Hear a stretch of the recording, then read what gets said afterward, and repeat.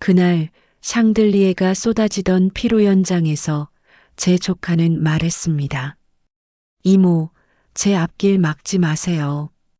모욕은 금방 사라졌지만 한 장의 종이는 남았죠. 오래전 어떤 노부부가 제게 맡긴 신탁, 거기엔 사람됨에 대한 조건이 있었습니다. 금박은 쉽게 붙지만 바느질 자국은 평생 남아요. 오늘 그 자국으로 진짜와 가짜를 가르겠습니다. 강남 호텔 피로 연장의 샹들리에가 쏟아내는 빛은 눈부셨다.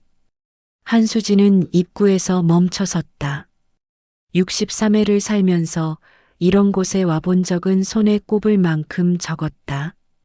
천장까지 닿을 듯한 꽃장식, 하얀 테이블보 위로 반짝이는 은식기들. 수지는 자신이 입고 온 남색 투피스를 내려다보았다. 시장 앞 양복점에서 15만 원 주고 맞춘 옷이었다.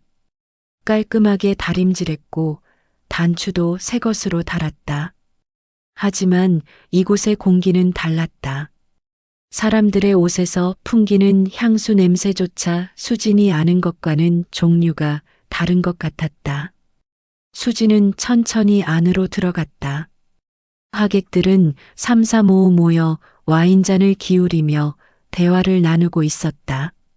수진은 구석 자리를 찾아 앉았다. 가방에서 스테인리스 반찬통을 꺼냈다. 뚜껑에는 오래된 라벨이 붙어 있었다. 손글씨로 쓴 해오름 일지구라는 글자가 희미하게 보였다. 수지는 반찬통을 테이블 위에 조심스럽게 올려놓았다. 조카를 위해 직접 만든 나물 반찬이었다. 도윤이가 어렸을 때부터 좋아하던 맛이었다. 이모. 목소리가 등 뒤에서 들렸다. 수지는 고개를 돌렸다. 최도윤이 서 있었다. 하얀 턱시도를 입은 도윤의 얼굴에는 미소가 없었다. 수지는 자리에서 일어나 손을 내밀었다. 도윤아, 축하한다. 예쁜 신부를 만나서 이모가 얼마나 기쁜지 모른다. 도윤은 수진의 손을 잡지 않았다. 그의 시선이 테이블 위 반찬통으로 향했다. 수지는 도윤의 표정이 굳어지는 것을 보았다. 도윤의 눈썹이 미세하게 찌푸려졌다.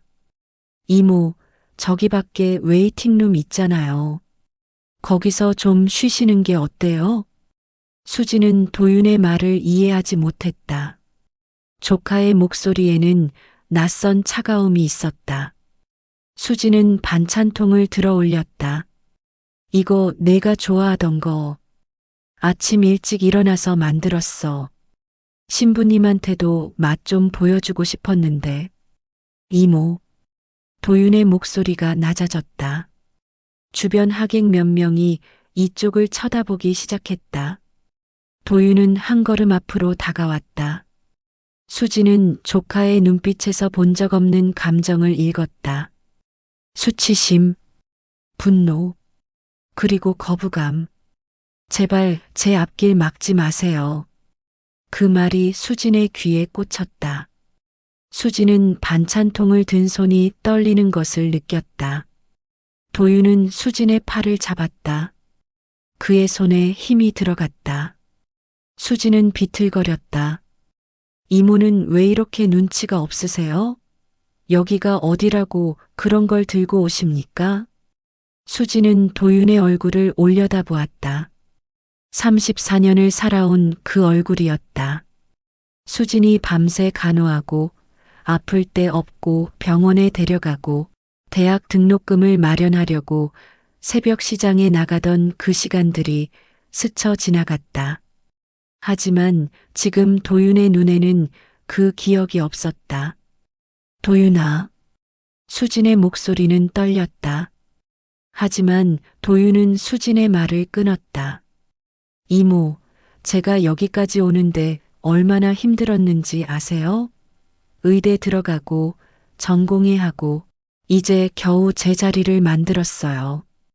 그런데 이모가 이러시면 저는 어떻게 됩니까?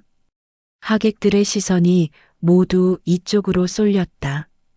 수지는 자신의 남색 투피스가 갑자기 초라하게 느껴졌다. 손에 든 반찬통의 무게가 천근처럼 무거웠다. 그때 여자가 다가왔다. 하얀 드레스를 입은 백서영이었다. 서영은 도윤의 팔을 잡으며 수진을 내려다보았다. 서영의 입가에는 예의 바른 미소가 걸려 있었지만 그 눈빛은 차가웠다. 어머니, 괜찮으세요? 도윤 오빠가 좀 예민해서요. 결혼 준비하느라 많이 피곤했거든요. 서영은 수진을 어머니가 아니라 다른 무언가로 부르는 것 같았다. 서영의 시선이 수진의 옷, 신발, 그리고 반찬통을 훑었다. 그 시선에는 평가가 담겨 있었다. 참, 도윤 오빠. 아버지가 아까 말씀하셨잖아요. 병원 빌딩 말이에요. 이번 주 안에 등기 넘기신대요. 오빠 명의로요. 서영의 말에 도윤의 표정이 밝아졌다. 수지는 그 순간을 놓치지 않았다. 조카의 눈에 떠오른 욕망. 그리고 그 욕망 때문에 자신이 지금 여기서 밀려나고 있다는 사실. 이모, 서영이 장인어른이 병원 빌딩을 통째로 넘겨주신대요. 강남 한복판에요. 제가 거기서 개원하면 이모도 좋잖아요. 그러니까 제발 오늘만큼은. 도윤의 말이 끝나기 전에 수지는 고개를 끄덕였다. 조카의 얼굴에서 더 이상 아무것도 읽고 싶지 않았다. 수지는 반찬통을 가방에 다시 넣었다. 라벨이 손끝에 스쳤다. 해오름 일지구. 수지는 그 글자를 한참 동안 바라보았다. 그래, 알겠다. 이모가 실례했구나. 수지는 자리에서 일어났다. 도윤은 수진을 붙잡지 않았다. 서영은 도윤의 팔짱을 끼며 하객들에게 손을 흔들었다. 수지는 피로 연장을 나왔다. 복도의 불빛이 갑자기 어두워 보였다. 수지는 엘리베이터를 기다리며 가방 속 반찬통을 만졌다. 라벨 위로 손가락이 천천히 움직였다. 샹들리에 불빛이 복도 끝까지 새어나왔다. 수지는 그 빛을 등지고 엘리베이터에 올라탔다. 문이 닫히는 순간 수진의 눈에서 눈물이 흘러내렸다. 하지만 수지는 소리내어 울지 않았다. 그저 가만히 서서 내려가는 층수를 세었다.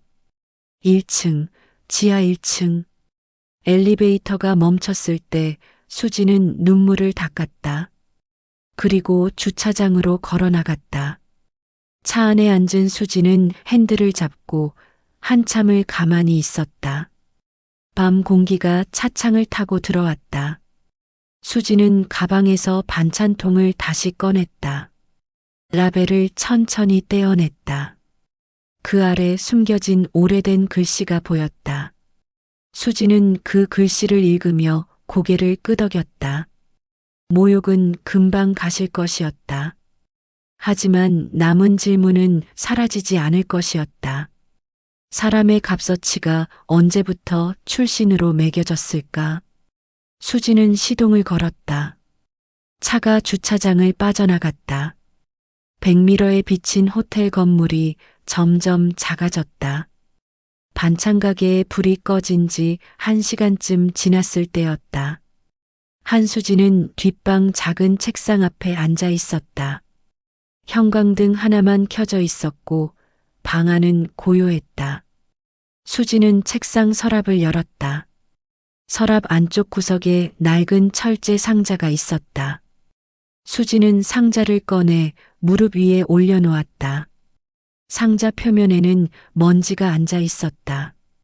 수지는 천천히 먼지를 닦아냈다. 상자를 연 지 오래되었다. 수지는 열쇠를 찾아 자물쇠를 풀었다. 뚜껑이 삐걱거리는 소리를 내며 열렸다. 상자 안에는 봉투 몇 개와 낡은 서류 묶음이 들어 있었다. 수지는 그중 가장 오래된 봉투를 집어들었다. 봉투 겉면에는 한수진 귀하라는 글씨가 적혀 있었다. 수지는 봉투를 열었다. 안에서 편지 한 장이 나왔다. 편지는 노부부가 손수 쓴 것이었다. 수진이 30대 초반 보건진료소에서 일할 때 돌보던 분들이었다. 노부부는 자식이 없었고 수진을 딸처럼 여겼다. 수진은 편지를 펼쳤다. 글씨는 떨리는 손으로 쓴 듯 삐뚤빼뚤했지만 한 글자 한 글자에 정성이 담겨 있었다. 수진 씨, 우리가 떠난 뒤에 이 편지를 읽고 있겠지요. 우리는 수진 씨를 믿습니다. 이 땅이 언젠가 큰 가치를 가질 것이라는 걸 알았지만 그보다 중요한 건 이 권리가 올바른 사람 손에 가는 것입니다. 수진 씨, 이 서류를 잘 보관해 주세요. 그리고 때가 되면 사용하세요. 사람의 성품을 시험하는 날이 올 겁니다. 수지는 편지를 내려놓고 다음 서류를 꺼냈다. 신탁 집행 위임장이었다. 수지는 서류를 천천히 읽어 내려갔다. 문서 중간쯤에 밑줄이 그어진 문장이 있었다. 수익권 승계 대상자가 직계 보호자 또는 양육자에게 폭행, 중대한 모욕, 유기에 해당하는 행위를 할 경우 해당 권리는 즉시 박탈되며 신탁관리인에게 일괄 이관된다. 수지는 그 문장을 몇 번이고 다시 읽었다. 성품 조항. 노부부가 마지막까지 고집했던 조건이었다. 수지는 서류를 덮고 책상 위 전화기를 집어들었다. 수첩을 뒤적여 번호를 찾았다.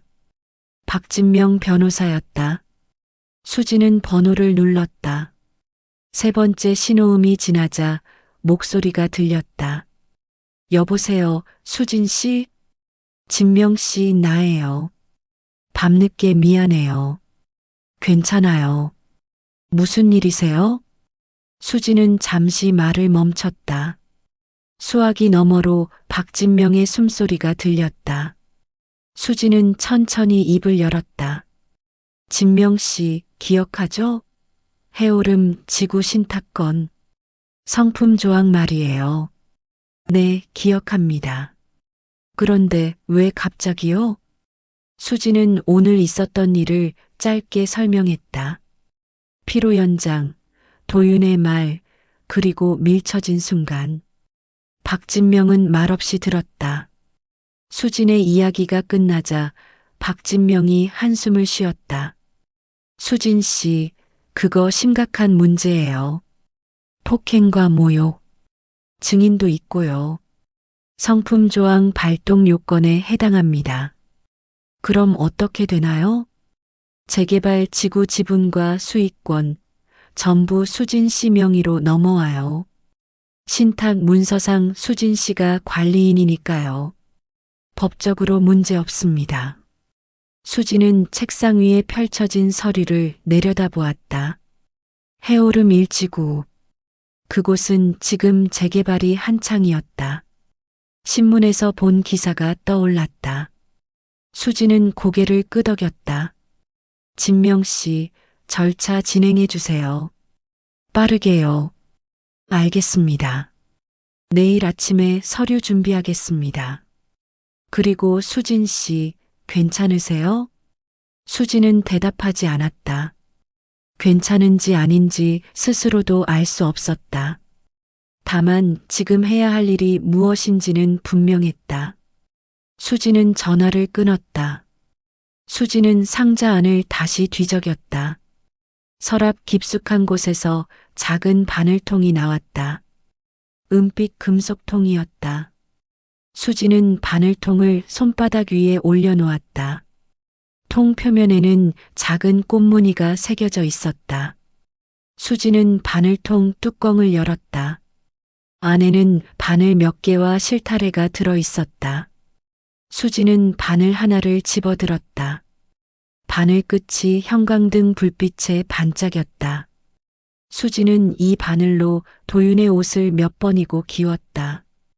찢어진 교복, 해진 체육복, 작아진 바지. 수지는 밤마다 이 바늘을 들고 앉아 있었다. 도윤이 잠든 방 불빛이 새어나오는 복도에서 수지는 혼자 옷을 기웠다. 수지는 바늘을 다시 통에 넣고 뚜껑을 닫았다. 바늘통을 책상 위에 올려놓고 한참을 바라보았다. 그리고 서류 묶음을 다시 집어들었다. 수지는 서류를 한 장 한 장 확인했다. 토지대장, 등기부등본, 신탁계약서.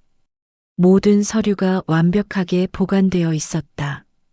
수지는 서류를 봉투에 다시 넣고 철제 상자를 닫았다. 상자를 서랍에 넣지 않고 책상 위에 그대로 두었다. 내일 아침 박진명에게 넘겨야 했다. 수지는 형광등을 끄고 방을 나왔다. 가게 안은 어두웠다. 수지는 냉장고 앞에 서서 문을 열었다. 안에는 오늘 팔지 못한 반찬들이 가지런히 놓여 있었다. 수지는 반찬통 하나를 꺼냈다. 뚜껑을 열자 나물 냄새가 났다. 수지는 반찬통을 다시 냉장고에 넣고 문을 닫았다. 수지는 가게 유리문 앞에 섰다. 밖은 고요했다. 거리에는 사람이 없었다. 가로등 불빛만 고요하게 바닥을 비추고 있었다. 수지는 유리문에 비친 자신의 얼굴을 보았다. 63회를 살아온 얼굴이었다. 주름이 깊었고 눈가에 피로가 서려 있었다. 하지만 눈빛만은 흔들리지 않았다. 수지는 가게 문을 잠그고 2층으로 올라갔다. 작은 원룸이었다. 수지는 침대에 누웠다. 천장을 바라보았다. 천장에는 오래된 얼룩이 있었다.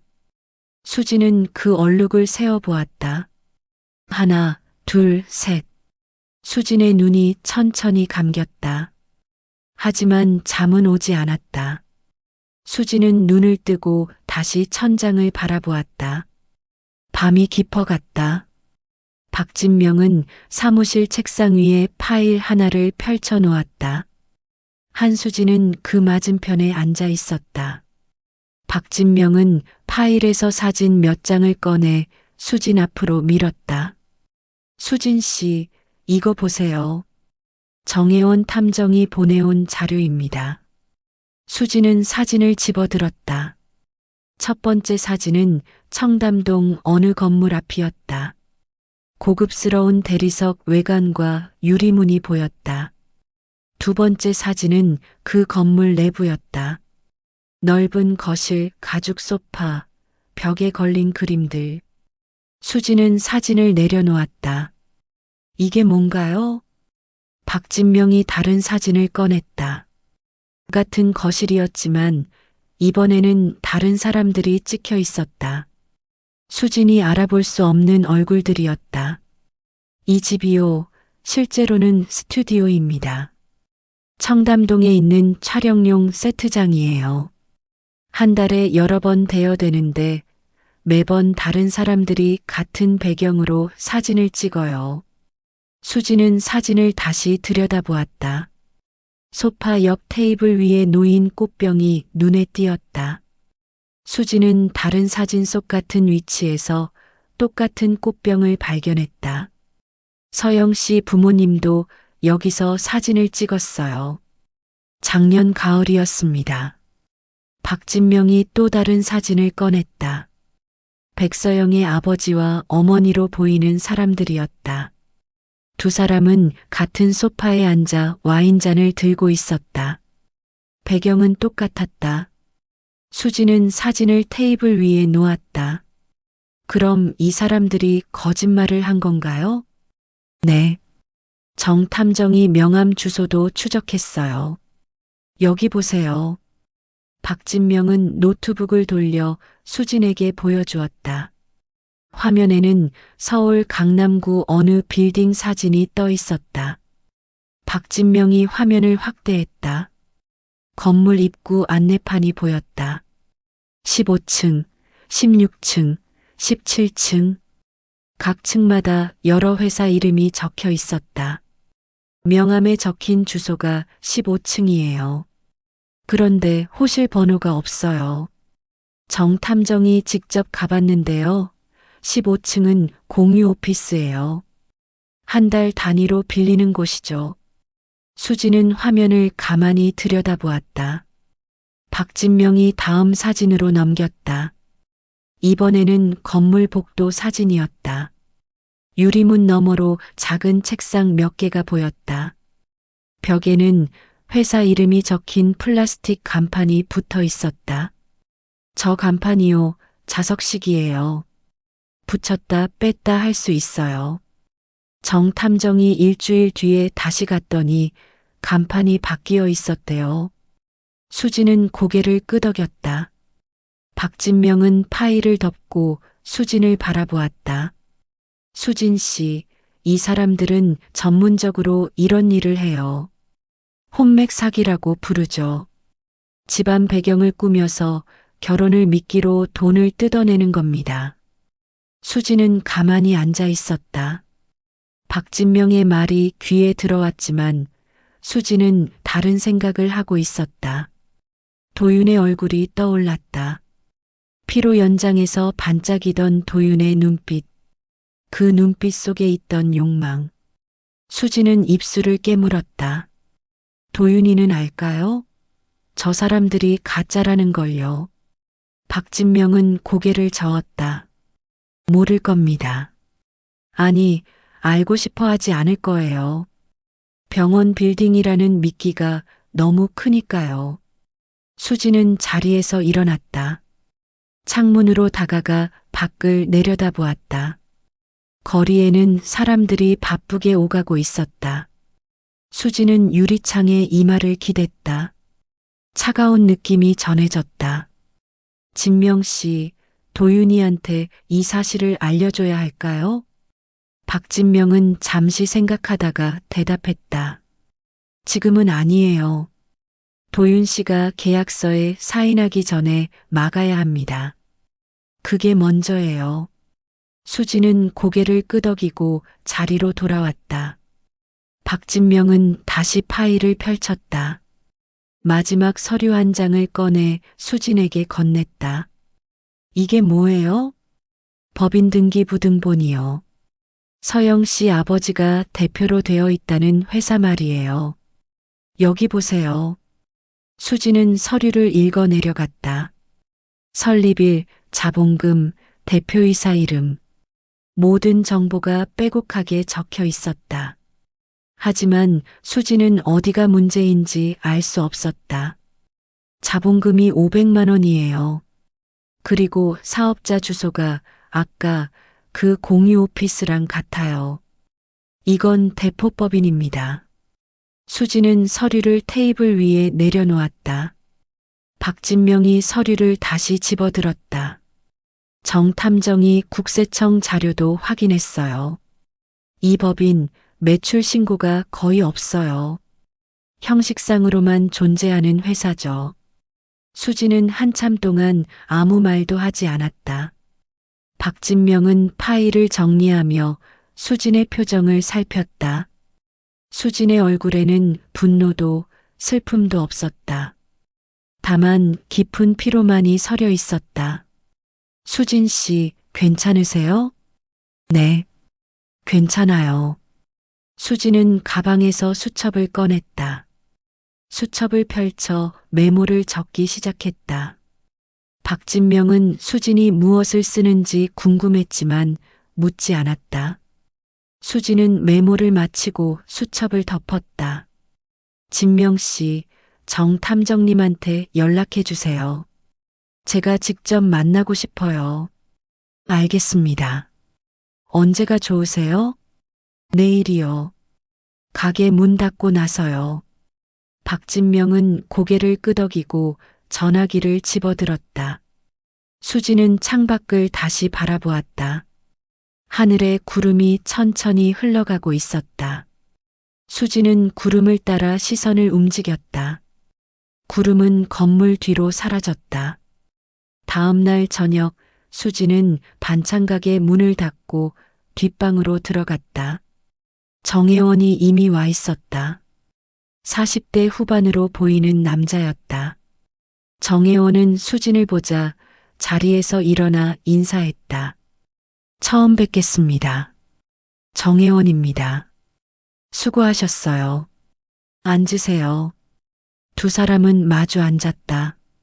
정혜원은 가방에서 태블릿을 꺼내 수진에게 보여주었다. 화면에는 사진들이 정리되어 있었다. 정혜원이 손가락으로 화면을 넘기며 설명을 시작했다. 이 사람들은 최소 3년 전부터 활동했어요. 같은 패턴으로 여러 번 사기를 쳤습니다. 피해자가 적어도 5명은 돼요. 수지는 화면 속 얼굴들을 하나하나 들여다보았다. 모두 젊은 남자들이었다. 정혜원이 다음 사진으로 넘겼다. 이번에는 계약서였다. 이게 그들이 쓰는 계약서 양식이에요. 고금리 담보대출로 위장했지만 실제로는 사기죠. 담보물이 애초에 존재하지 않거나 권리 관계가 복잡해서 회수가 불가능해요. 수지는 고개를 끄덕였다. 정혜원은 태블릿을 내려놓고 수진을 바라보았다. 수진 씨, 조카분이 이미 이들과 접촉했을 가능성이 높습니다. 빨리 막아야 해요. 알아요. 그래서 부탁이 하나 있어요. 말씀하세요. 증거를 더 확보해 주세요. 사진, 녹음, 영상. 뭐든 좋아요. 경찰이 움직일 수 있을 만큼요. 정혜원은 잠시 생각하다가 고개를 끄덕였다. 알겠습니다. 일주일 안에 정리해 드리겠습니다. 수지는 자리에서 일어나 정혜원에게 손을 내밀었다. 정혜원은 수진의 손을 잡았다. 수진의 손은 거칠었지만 악수하는 힘은 단호했다. 정혜원은 가방을 챙겨 가게를 나갔다. 수지는 문을 닫고 뒷방으로 돌아왔다. 수지는 책상 서랍을 열고 철제 상자를 꺼냈다. 상자 안에서 바늘통을 집어들었다. 바늘통을 손바닥 위에 올려놓고 한참을 들여다보았다. 형광등 불빛이 바늘통 표면에서 반사되었다. 수지는 바늘통을 다시 상자에 넣고 뚜껑을 닫았다. 그리고 불을 끄고 방을 나왔다. 밤이 깊어가고 있었다. 강남역 근처 빌딩 12층이었다. 최도윤은 엘리베이터에서 내려 복도를 걸었다. 복도 끝에 유리문이 보였다. 문 위에는 프리미엄 투자 컨설팅이라는 간판이 붙어 있었다. 도윤은 문을 밀고 들어갔다. 안은 깔끔했다. 흰색 가죽 소파, 유리 테이블, 벽에 걸린 액자들. 도윤은 소파에 앉아 기다렸다. 잠시 후 안쪽 방에서 남자가 나왔다. 50대 초반으로 보이는 남자였다. 정장을 입고 있었고 미소를 지으며 다가왔다. 최 선생님 오셨습니까? 기다리고 있었습니다. 도윤은 일어나 악수를 나눴다. 남자는 도윤을 안쪽 방으로 안내했다. 방 안에는 회의 테이블이 있었고 테이블 위에는 서류들이 놓여 있었다. 남자는 도윤에게 자리를 권했다. 오늘 말씀드린 건이요. 간단합니다. 선생님, 이모님 명의로 되어 있는 재개발 지분을 담보로 단기 대출을 받는 거예요. 도윤은 서류를 집어들었다. 첫 페이지에는 대출 조건이 적혀 있었다. 금액, 이자율, 상환 기간. 도윤은 이자율 숫자를 보고 눈썹을 찌푸렸다. 이자가 좀 높은 것 같은데요. 단기니까요. 3개월이면 상환 가능하시죠? 그때 재개발 보상금이 나오니까요. 도윤은 고개를 끄덕였다. 남자는 다음 페이지를 넘겼다. 담보 목록이 적혀 있었다. 도윤은 목록을 읽어 내려갔다. 해오름 일지구, 지분율, 예상 보상 금액. 도윤의 입가에 미소가 번졌다. 이 정도면 충분하겠네요. 당연하죠. 선생님, 이모님이 가지신 지분이 꽤 됩니다. 저희도 그래서 이렇게 좋은 조건을 드리는 거예요. 도윤은 서류를 테이블 위에 내려놓았다. 남자는 가방에서 펜을 꺼내 도윤 앞에 놓았다. 도윤은 펜을 집어들었다. 서명란에 펜 끝을 갖다 댔다. 그때 문이 열렸다. 박진명이 들어왔다. 도윤은 고개를 들어 박진명을 바라보았다. 박진명은 정장 차림이었고 손에는 서류 가방을 들고 있었다. 남자가 자리에서 일어났다. 누구십니까? 변호사 박진명입니다. 최도윤 씨, 그 서류에 사인하시면 안 됩니다. 도윤은 펜을 내려놓았다. 박진명은 테이블 앞으로 다가와 서류 가방을 열었다. 안에서 서류 한 뭉치를 꺼내 테이블 위에 펼쳤다. 이게 뭡니까? 남자의 목소리가 날카로워졌다. 박진명은 서류를 정리하며 대답했다. 해오름 일지구 재개발 지분 권리 이전 등기부등본입니다. 어제자로 한수진 씨 명의 해오름 홀딩스로 일괄 이관됐습니다. 도윤은 서류를 집어들었다. 등기부등본이었다. 도윤은 첫 페이지를 읽었다. 권리자 명예, 이전 일자, 지분율. 도윤의 손이 떨렸다. 이게 무슨 말입니까? 최도윤 씨는 더 이상 해당 지분에 대한 권리가 없습니다. 따라서 이 계약서는 무효예요. 남자가 자리에서 벌떡 일어났다. 박진명은 남자를 쳐다보지 않고 도윤만 바라보았다. 도윤 씨, 이분들이 누군지 아십니까? 혼맥 사기단입니다. 백서영 씨 부모님도 가짜예요. 도윤은 서류를 테이블 위에 내려놓았다. 도윤의 얼굴이 창백해졌다. 남자는 박진명에게 다가갔다. 지금 무슨 소리 하는 겁니까? 당장 나가세요. 박진명은 가방에서 또 다른 서류를 꺼냈다. 사진 몇 장과 녹취록이었다. 박진명은 사진을 테이블 위에 펼쳤다.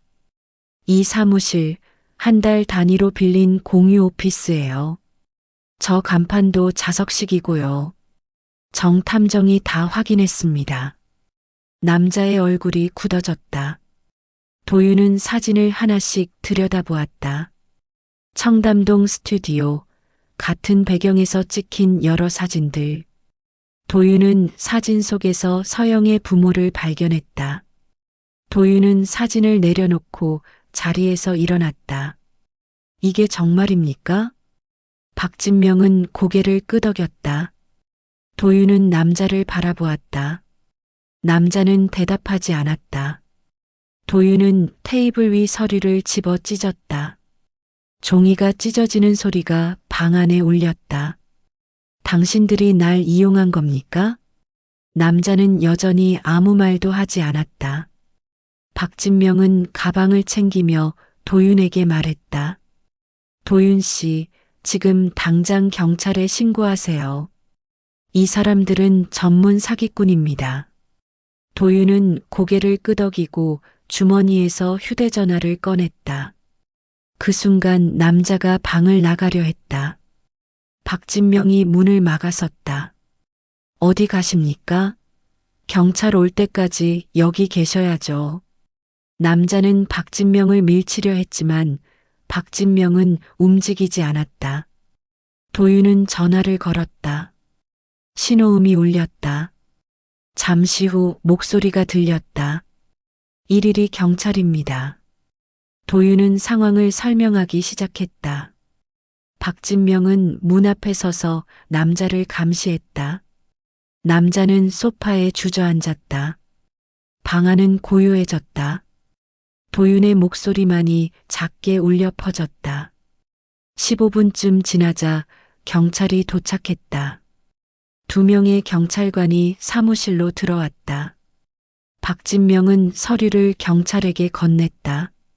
경찰은 서류를 확인하고 남자에게 신분증을 요구했다.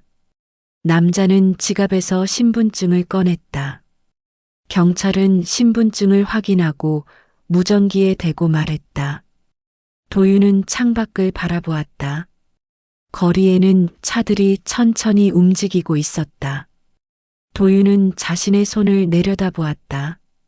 손이 떨리고 있었다. 도윤은 주먹을 쥐었다.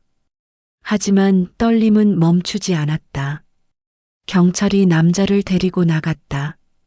박진명은 도윤에게 다가왔다. 도윤 씨, 괜찮으세요? 도윤은 대답하지 않았다. 박진명은 도윤의 어깨에 손을 올렸다. 수진 씨가 도윤 씨를 지켜준 겁니다. 성품 조항 때문에 권리가 이전됐어요. 도윤은 고개를 들어 박진명을 바라보았다. 성품 조항이요? 네. 직계 보호자에게 폭행이나 모욕을 가하면 상속 자격을 박탈한다는 조항이요. 도윤 씨가 피로연에서 수진 씨를 밀친 순간 그 조항이 발동됐습니다. 도윤은 아무 말도 하지 못했다. 박진명은 가방을 챙겨 사무실을 나갔다.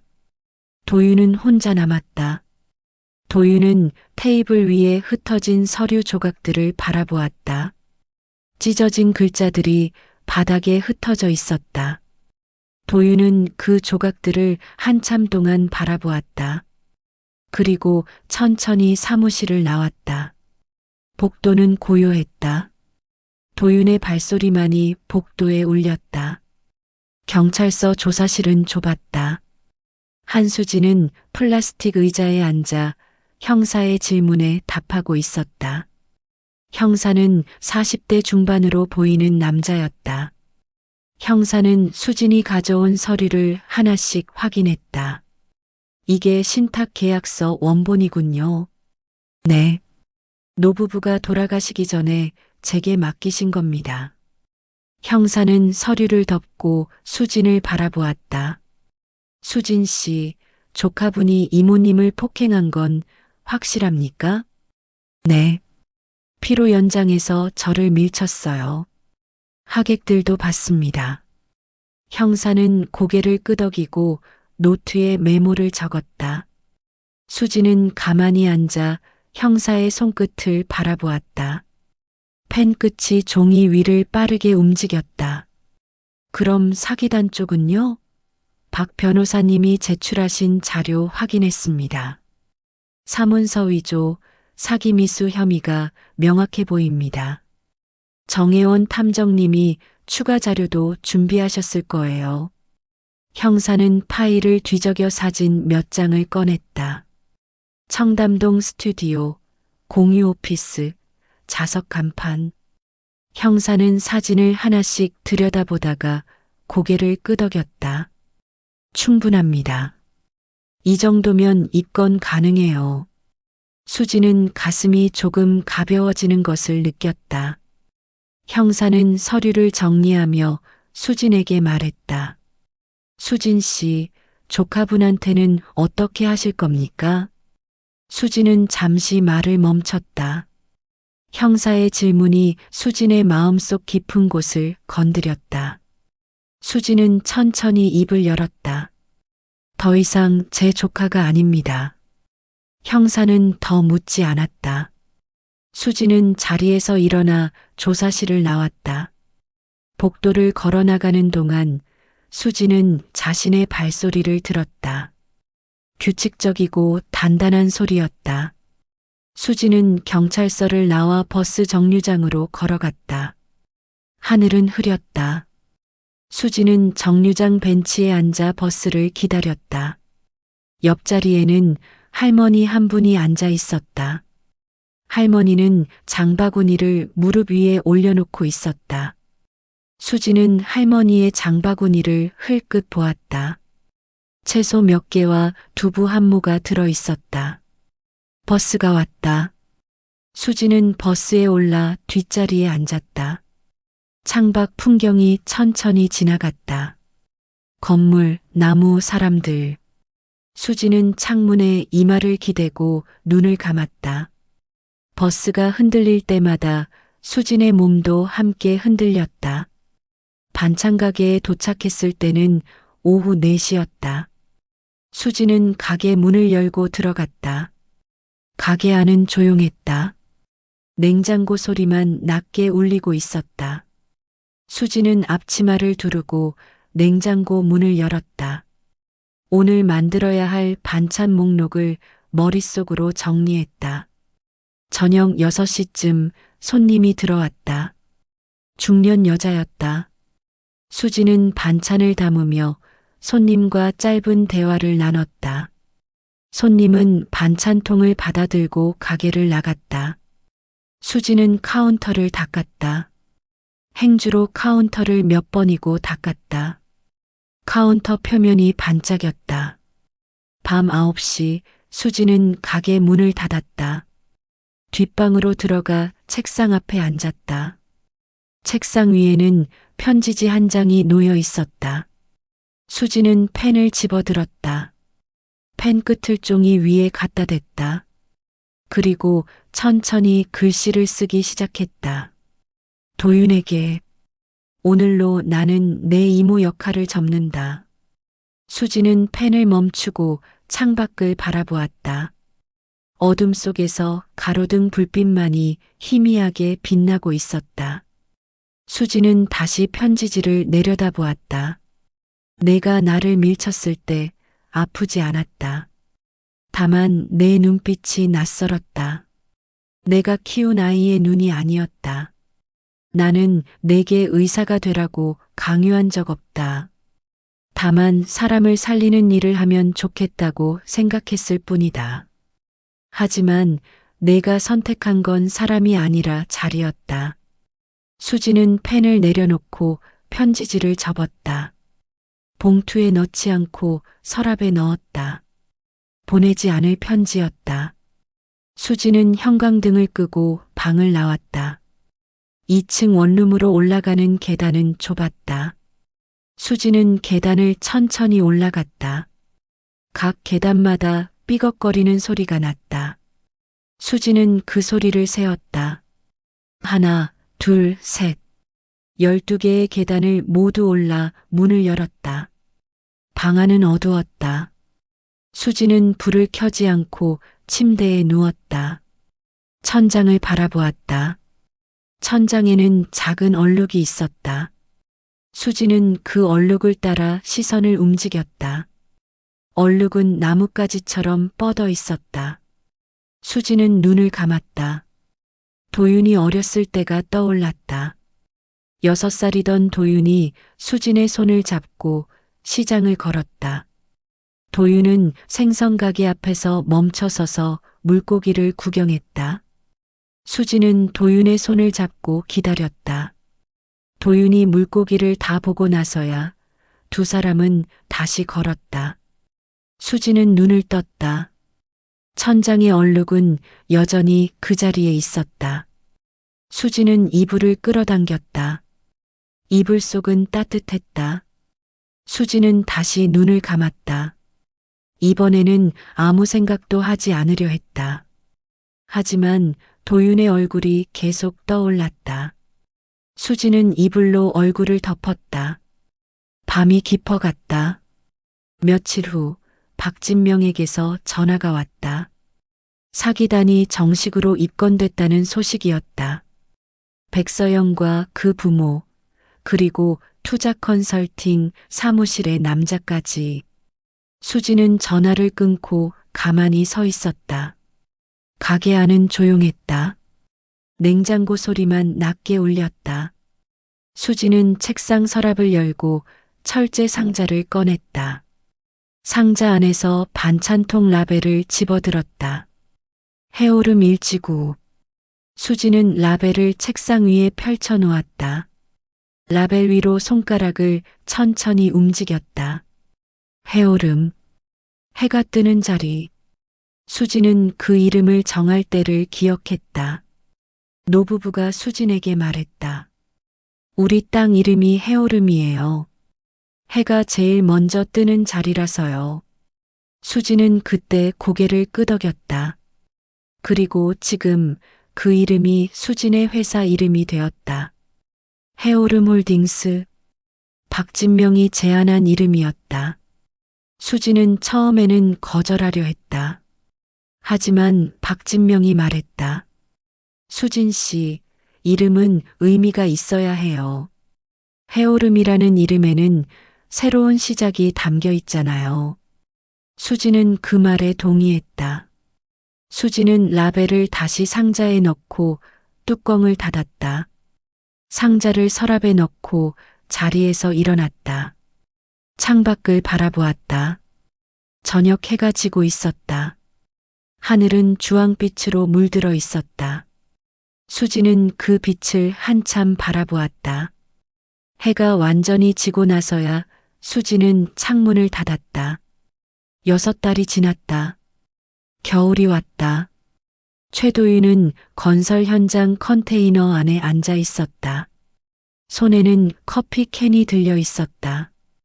커피는 이미 식어 있었다. 도윤은 캔을 입에 가져갔다가 다시 내려놓았다. 밖에서 누군가 도윤을 불렀다. 도윤은 컨테이너를 나왔다. 현장 반장이 서 있었다.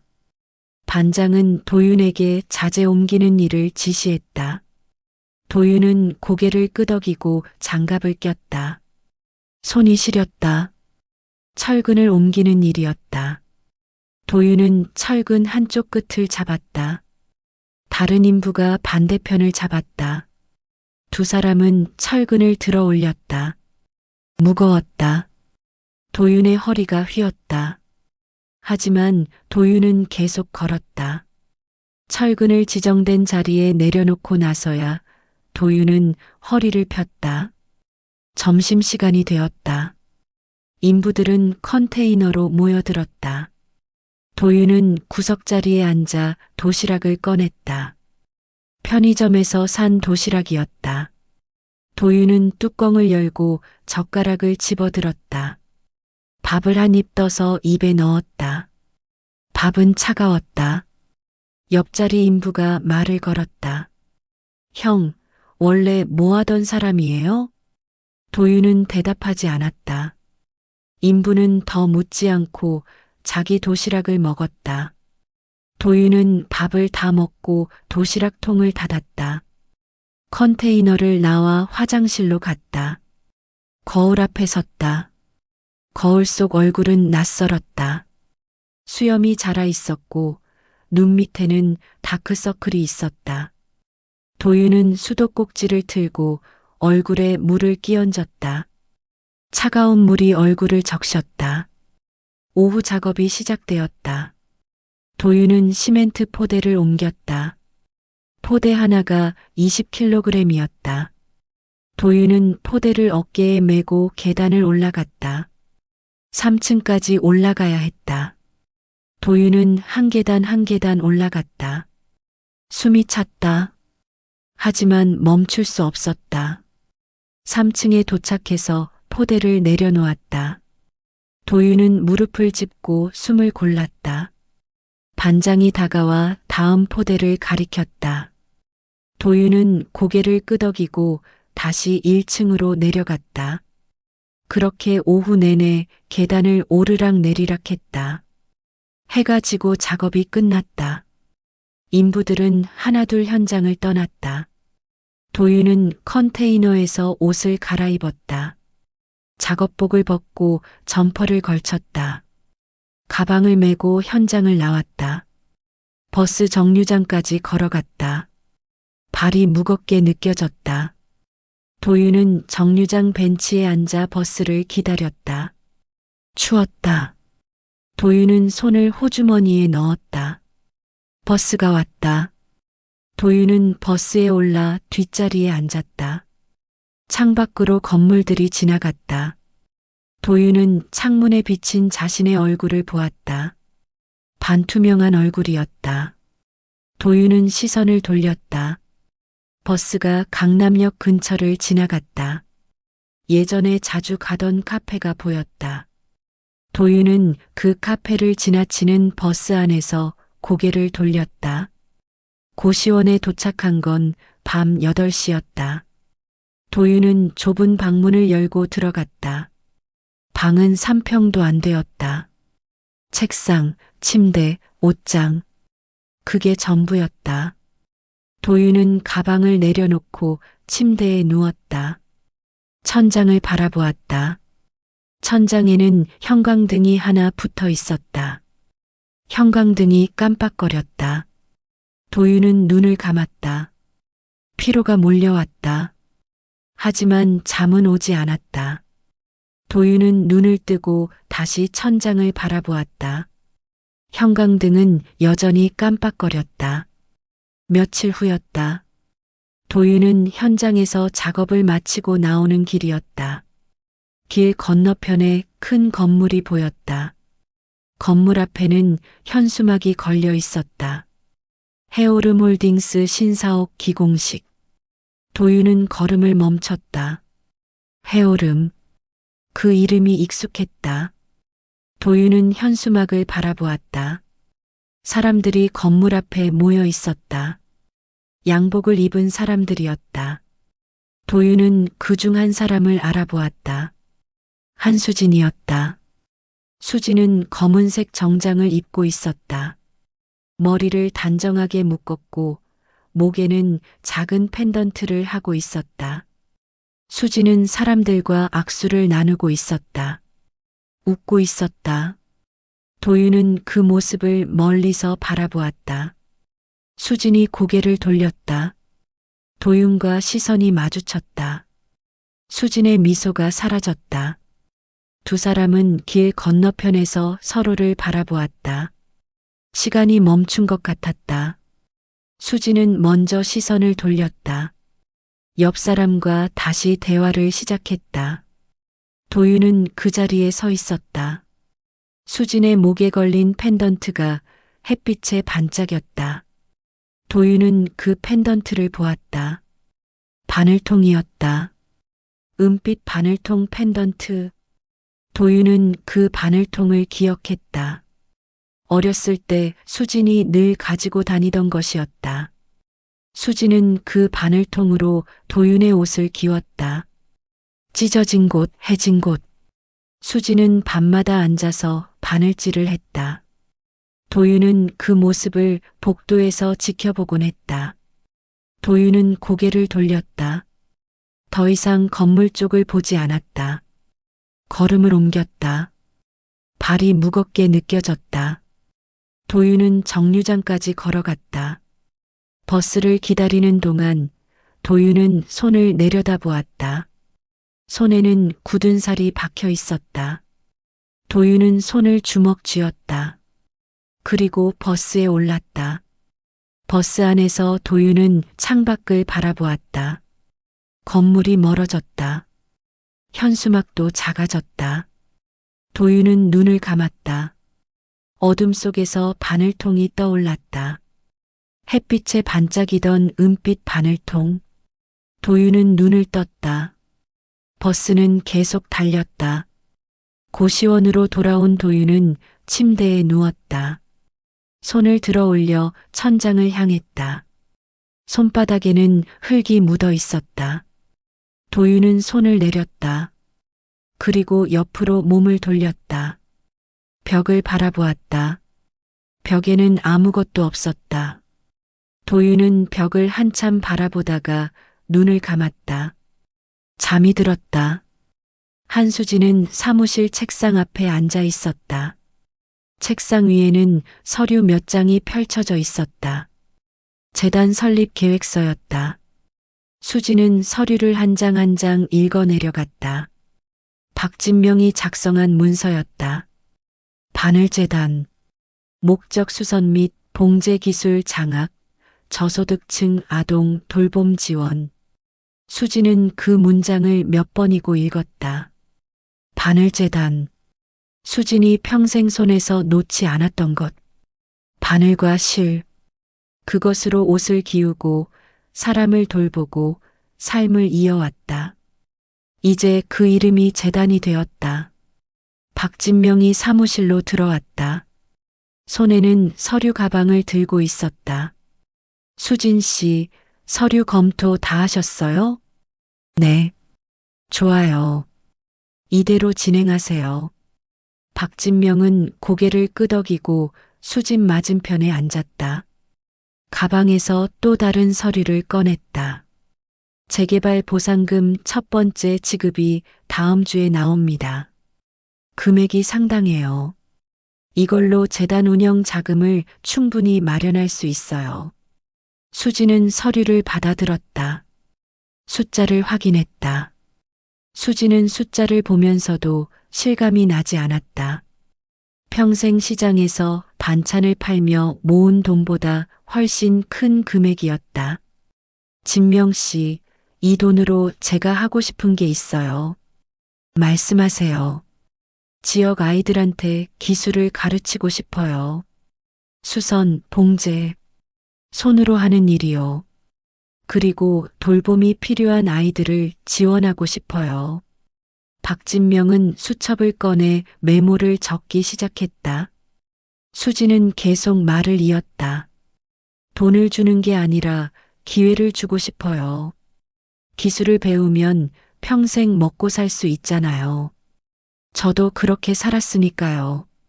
박진명은 고개를 끄덕였다. 메모를 다 적고 나서 수진을 바라보았다. 좋은 계획입니다. 제가 교육 프로그램 기획자 몇 명 연결해 드릴게요. 수진은 미소를 지었다. 오랜만에 짓는 미소였다. 박진명은 서류를 정리하며 물었다. 도윤 씨는 어떻게 지내는지 아세요? 수진의 미소가 사라졌다. 수진은 창밖을 바라보았다. 모르겠어요. 알고 싶지도 않고요. 박진명은 더 묻지 않았다. 수진은 자리에서 일어나 창가로 갔다. 밖에는 공사 현장이 보였다. 크레인이 천천히 움직이고 있었다. 수진은 그 모습을 한참 바라보았다.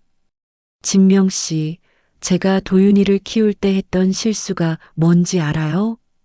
박진명은 대답하지 않고 기다렸다. 수진은 계속 말했다. 돈만 주면 된다고 생각했어요. 학비, 생활비. 다 대주면 아이가 행복할 거라고 믿었죠. 하지만 아니었어요. 아이한테 필요한 건 습관이었어요. 사람을 대하는 법, 감사하는 마음. 그런 걸 가르쳐야 했는데. 수지는 창문에서 돌아와 다시 책상 앞에 앉았다. 그래서 이번에는 달라야 해요. 재단도 그냥 돈만 주는 곳이 아니어야 해요. 아이들이 배우고 익히고 스스로 설 수 있게 도와야 해요. 박진명은 수첩을 덮고 수진을 바라보았다. 수진 씨는 훌륭한 교육자가 될 거예요. 수진은 고개를 저었다. 아니에요. 저는 그냥 반찬가게 주인이에요. 다만 제가 실수한 걸 다른 아이들한테는 반복하고 싶지 않을 뿐이에요. 박진명은 자리에서 일어나 가방을 챙겼다. 사무실을 나가기 전에 수진에게 말했다. 다음 주에 재단 설립 등기 마치겠습니다. 그때 다시 연락드릴게요. 수진은 고개를 끄덕였다. 박진명이 나간 후 수진은 혼자 사무실에 남았다. 책상이 서류를 다시 펼쳤다. 바늘재단 사업 계획서. 수진은 한 줄 한 줄 읽어 내려갔다. 1년 목표 수선 기술 교육생 30명, 돌봄 지원 아동 50명. 수진은 펜을 들어 여백에 메모를 적었다. 교육은 최소 6개월. 수료 후 취업 연계. 수진은 펜을 내려놓고 의자에 기댔다. 천장을 바라보았다. 형광등 불빛이 눈부셨다.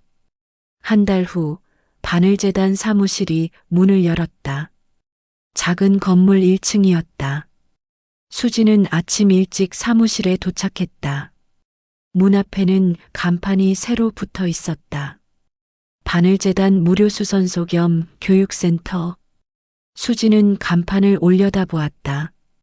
글자가 반짝였다. 수지는 문을 열고 들어갔다. 안에는 재봉틀 몇 대가 놓여 있었다. 벽에는 옷감 견본들이 걸려 있었다. 책상 위에는 바늘과 실이 정리되어 있었다. 수지는 재봉틀 앞에 앉았다. 손으로 재봉틀을 쓰다듬었다. 차가운 금속 느낌이 전해졌다. 오전 10시 첫 교육생들이 도착했다. 15명이었다. 대부분 20대 초반 청년들이었다. 수지는 교육생들을 맞이하며 한 명 한 명과 악수를 나눴다. 안녕하세요.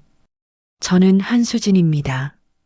앞으로 6개월 동안 여러분과 함께 할 거예요. 교육생들은 자리에 앉았다. 수지는 칠판 앞에 섰다. 분필을 들고 첫 글자를 썼다. 바늘질의 기본. 수지는 분필을 내려놓고 교육생들을 바라보았다. 여러분, 바늘질은 단순해 보이지만 어려워요. 인내가 필요하고 집중이 필요해요. 하지만 한번 익히면 평생 써먹을 수 있어요. 수지는 책상에서 천 조각과 바늘을 집어들었다. 교육생들 앞에서 바늘에 실을 깨었다. 그리고 천에 바늘을 찔렀다. 천천히 정확하게. 교육생들은 수진의 손을 바라보았다. 첫 수업이 끝난 건 오후 3시였다. 교육생들은 하나둘 사무실을 나갔다. 수지는 재봉틀 앞에 혼자 앉아 있었다. 창밖으로 햇빛이 들어왔다. 수지는 햇빛을 받으며 눈을 감았다. 따뜻했다. 저녁이 되어 수지는 사무실 문을 잠그고 나왔다. 거리는 조용했다. 수지는 천천히 걸었다. 골목을 지나 큰 길로 나왔다. 버스 정류장이 보였다. 수지는 정류장으로 걸어갔다. 벤치에 앉아 버스를 기다리는 동안 수지는 가방에서 수첩을 꺼냈다. 오늘 있었던 일을 메모했다. 첫 수업 완료. 교육생들 집중도 양호. 다음 주 재료 추가 구매 필요. 수지는 수첩을 덮고 가방에 넣었다. 버스가 왔다. 수지는 버스에 올라 뒷자리에 앉았다. 창밖을 바라보았다. 건물들이 지나갔다. 가로등이 하나씩 켜지기 시작했다. 수지는 가로등 불빛을 세었다. 하나, 둘, 셋. 버스가 멈출 때까지 수지는 가로등을 세웠다. 반찬 가게에 도착했을 때는 밤 8시였다. 수지는 가게 문을 열고 들어갔다. 냉장고 소리가 들렸다. 수지는 앞치마를 두르고 냉장고를 열었다. 내일 팔 반찬을 확인했다. 모든 것이 제자리에 있었다. 수지는 냉장고 문을 닫고 2층으로 올라갔다. 계단을 오르며 수지는 하루를 떠올렸다. 좋은 하루였다. 수지는 미소를 지었다. 봄이 왔다. 한수지는 옛 보건진료소가 있던 동네를 걸었다. 20년 만에 찾은 길이었다. 골목은 예전과 달랐다. 낡은 집들은 사라지고 새 건물들이 들어서 있었다. 수지는 천천히 걸으며 주변을 둘러보았다. 작은 공원이 나타났다. 예전에는 없던 공원이었다. 수지는 공원으로 들어갔다. 벤치가 몇 개 놓여 있었다. 수지는 그 중 하나에 앉았다. 가방에서 편지지와 펜을 꺼냈다. 수지는 펜을 들고 편지지 위에 글씨를 쓰기 시작했다. 도윤에게. 내가 이 편지를 읽을 날이 올지 모르겠다. 어쩌면 평생 읽지 않을 수도 있겠지. 하지만 나는 써야겠다고 생각했다. 수지는 펜을 멈추고 하늘을 올려다보았다. 하늘은 맑았다. 구름 한 점 없었다. 수지는 다시 편지지를 내려다보았다. 내가 나를 밀쳤을 때 나는 화가 나지 않았다. 다만 슬펐다. 내가 사람의 값어치를 잃어버렸다는 게 슬펐다. 나는 내게 많은 걸 주지 못했다. 큰 집도 좋은 차도 화려한 옷도 주지 못했다. 다만 내가 줄 수 있는 전부를 주었다. 밤을 새워 기운 옷, 아플 때 끓여준 죽, 학교 가는 길을 함께 걸었던 시간. 그게 전부였다. 수지는 펜을 내려놓고 벤치 옆 나무를 바라보았다. 나뭇잎이 바람에 흔들렸다. 수지는 나뭇잎을 한참 바라보다가 다시 편지를 썼다. 내가 언젠가 사람의 값을 배운다면 그때는 내가 나를 찾지 않아도 내 자리가 생길 거야. 사람의 값은 출신으로 정해지지 않는다. 내가 어떻게 사는가로 정해진다. 내가 누구를 대하는가로 정해진다. 수지는 마지막 문장을 쓰고 펜을 내려놓았다. 편지지를 접어 봉투에 넣었다. 봉투 겉면에 도윤에게라고 썼다. 수지는 봉투를 가방에 넣었다. 보낼지 말지는 아직 결정하지 않았다. 수지는 벤치에 앉아 공원을 바라보았다. 아이 몇 명이 뛰어놀고 있었다. 엄마들은 벤치에 앉아 아이들을 지켜보았다. 수지는 그 모습을 한참 바라보았다. 평화로운 풍경이었다. 시간이 흘렀다.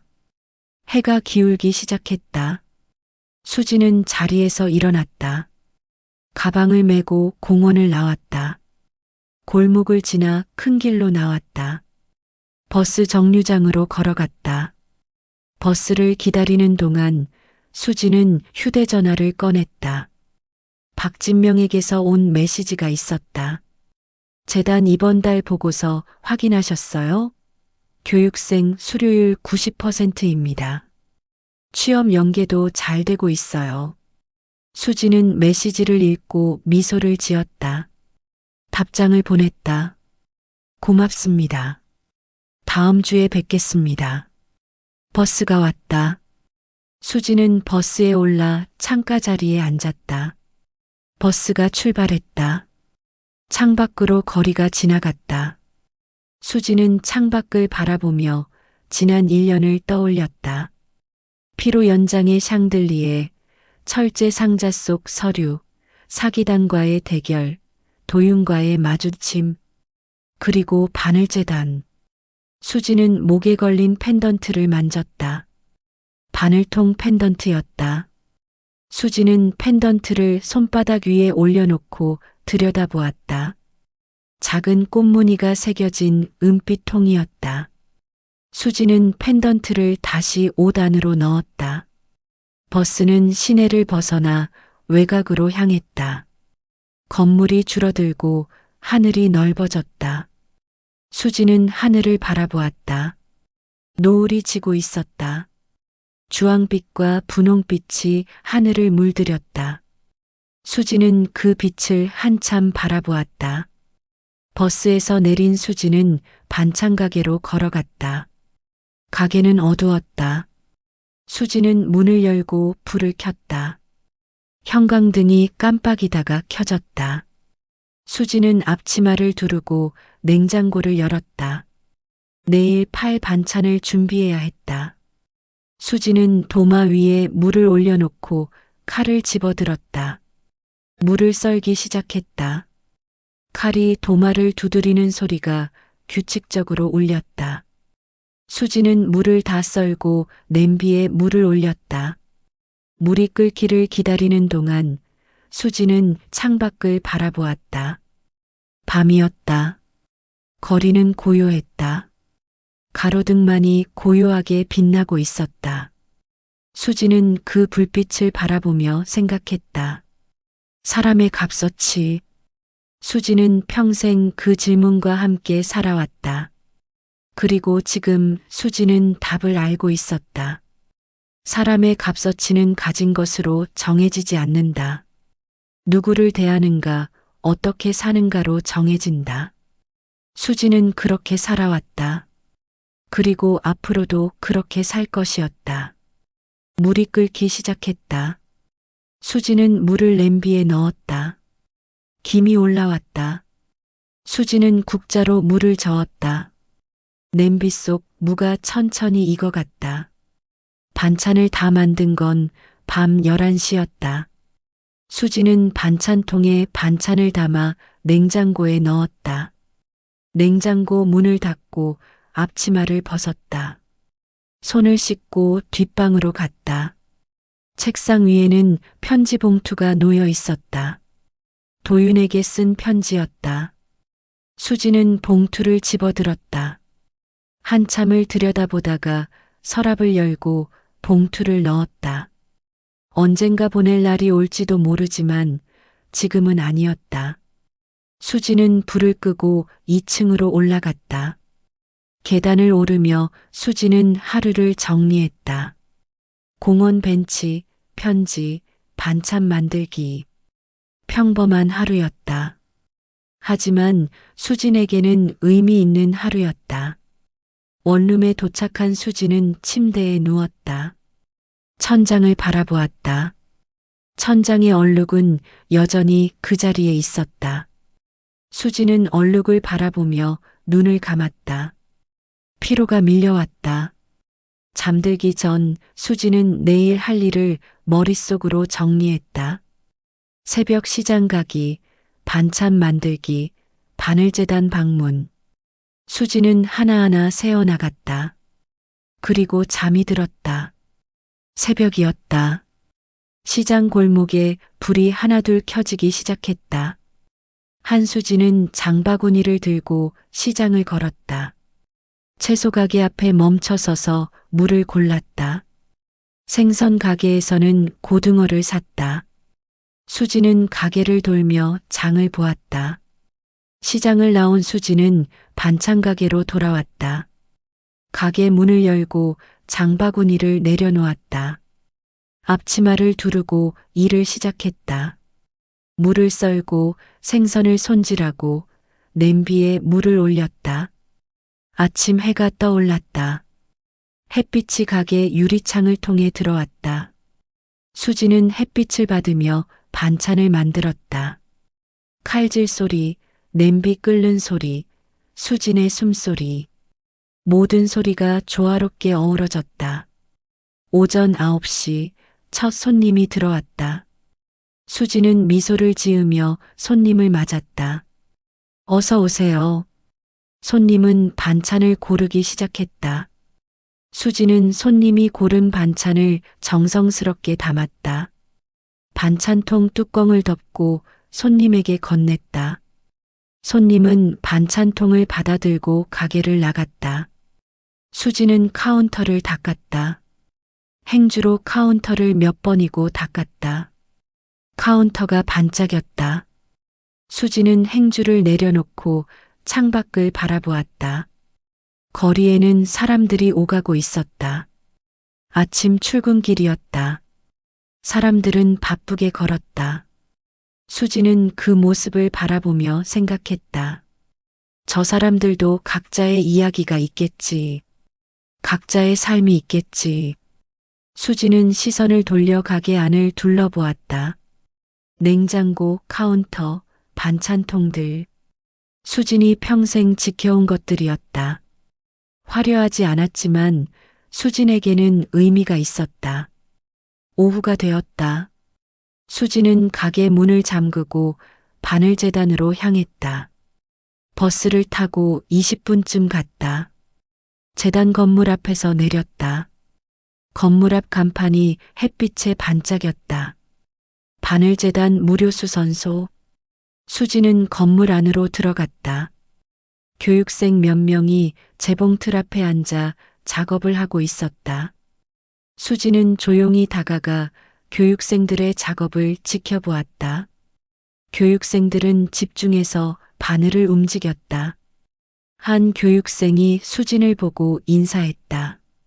선생님, 안녕하세요. 잘하고 있네요. 바늘땀이 고르네요. 교육생은 미소를 지었다. 수지는 다른 교육생들도 돌아보며 한 명 한 명 격려했다. 교육생들은 수진의 말에 힘을 얻은 듯 더 집중해서 작업을 이어갔다. 수지는 사무실로 들어가 책상에 앉았다. 책상 위에는 이번 달 보고서가 놓여 있었다. 수지는 보고서를 펼쳐 읽었다. 교육생 수료율, 취업 연계 현황, 다음 달 계획. 모든 것이 순조롭게 진행되고 있었다. 수지는 보고서를 덮고 창밖을 바라보았다. 해가 서쪽으로 기울고 있었다. 수지는 자리에서 일어나 교육생들에게 작별 인사를 하고 건물을 나왔다. 거리를 걸으며 수지는 주머니에서 펜던트를 꺼냈다. 바늘통 펜던트였다. 수지는 펜던트를 햇빛에 비춰보았다. 은빛이 반짝였다. 수지는 펜던트를 다시 옷 안으로 넣었다. 버스 정류장에 도착했을 때 수지는 벤치에 앉아 하늘을 올려다보았다. 구름이 천천히 흘러가고 있었다. 수지는 구름을 따라 시선을 움직였다. 구름은 건물 뒤로 사라졌다. 버스가 왔다. 수지는 버스에 올라 뒷자리에 앉았다. 창밖을 바라보았다. 거리의 가로등이 하나씩 켜지기 시작했다. 수지는 가로등 불빛을 세었다. 하나, 둘, 셋. 반찬 가게에 도착한 수지는 가게 문을 열고 들어갔다. 냉장고 소리가 들렸다.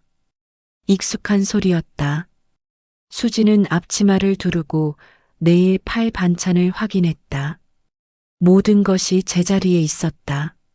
수지는 앞치마를 벗고 2층으로 올라갔다.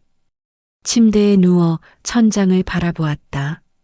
천장의 얼룩을 따라 시선을 움직였다. 얼룩은 나뭇가지처럼 뻗어 있었다. 수지는 눈을 감았다. 오늘도 좋은 하루였다. 내일도 좋은 하루가 될 것이다. 수지는 그렇게 믿었다. 그리고 잠들었다. 밤이 깊어갔다. 반찬 가게의 불은 꺼져 있었다. 하지만 바늘재단 건물의 불은 여전히 켜져 있었다. 무료수선소 간판이 어둠 속에서 고요하게 빛났다. 금박은 쉽게 붙는다. 하지만 바느질 자국은 평생 남는다.